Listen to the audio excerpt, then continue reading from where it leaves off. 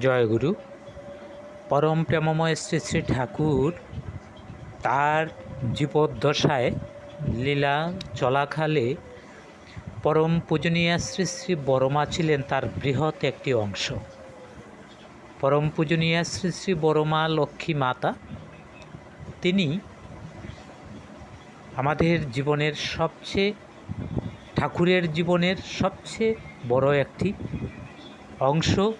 শ্রী শ্রী বড়মা, শ্রী শ্রী বড়মাকে একদিন যখন বাপের বাড়িতে যাবেন মনস্থ করলেন, তো ঠাকুরের যে প্রেম, এটা তখনই বোঝা যায় যে বড়মার সাথে ঠাকুরের কী সম্পর্কটাই ছিল।